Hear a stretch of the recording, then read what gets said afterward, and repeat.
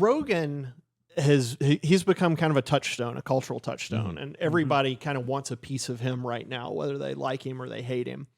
But Joey, you had a good point about Rogan, and we hinted at it earlier. There are some things that conservatives rightly really like about Rogan. There's some things I really like about Rogan, but there are also some things that should probably keep us from completely lionizing this guy. Yeah, I think the U.S. overall should be a marketplace of ideas. You should let people have their free speech. If they say something wrong, don't cancel them. Let people hear that speech and choose for themselves whether or not they want to listen to it. It's the same. That's why I don't think Whoopi Goldberg should have been suspended from The View. No, she said something wrong. Okay, well, people can either choose to watch The View, be mad at her, or not. That's their choice. More speech is always better than I'd rather less know speech, what they're really thinking. Versus just canceling them, shunning them from society. Let the people decide. So which Nazis do you prefer? The ones you can see or the ones you can't see? Yeah, exactly. I want to know where the bad guys at least people know if you're crazy, believing crazy things. But the issue I have with Rogan, I'm not advocating for canceling or censoring anyone. And it's not just Rogan. I think we get into people like Elon Musk and Tulsi Gabbard and even people like Andrew Yang. I think we tend to latch on to anyone from the other side or who's a moderate that even moves an inch in our direction. And we end up idolizing these people.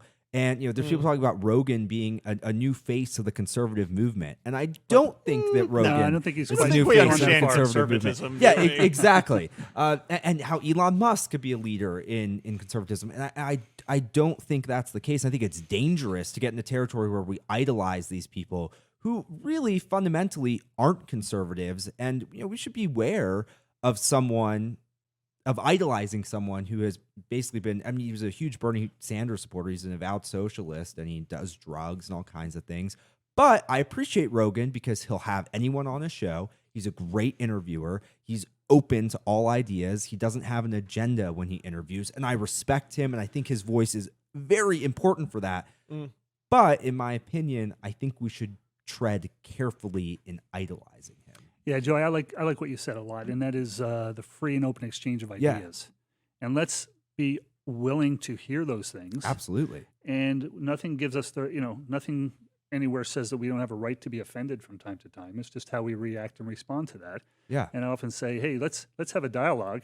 And the minute you start calling me names is the minute we're not having a dialogue anymore, right? So the free and open exchange of ideas is really that idea of free speech that we have. And to your point before, people have the power to turn the dial. Yeah. And nothing works better than the free market. Exactly. Look at CNN. No one watches anymore. Not anymore. And maybe Rogan, he is a pretty he's a pretty good crystallization of that First Amendment process. Yes. And maybe that's one of the reasons I sound idiotic saying it. Maybe that's one of the reasons. Clearly, that's one of the reasons the left doesn't like him. Yeah. Oh, yes. So, you mentioned something earlier. You were talking about how some people were saying, hey, this guy's the new face of the conservative movement. Yeah, that he could be a big player. And I'm not sure what to make of that. I was puzzling over it while you guys were talking, because does that mean then that the people who are trying to crown him the new face of the conservative movement, that they're not conservatives themselves, or is it people outside of the conservative movement who are conflating him with a conservative? Does that question make sense? Do conservatives think he's a conservative, or is it populists who think he's a conservative? Do they think he's embodying conservative ideals? Who thinks he's embodying conservative ideals? That's what I'm trying to ask. Go ahead, Joey. I think, at least this is just kind of my opinion, the right for so long, and conservatives just overall have not had someone in culture that has advocated for free speech and the exchange of ideas, that when someone does, I think sometimes people mistake that as full-on conservatism. And the marketplace of ideas, free speech, that is an element of conservatism. But I think it's because Rogan's such a cultural figure that they assume, he supports free speech.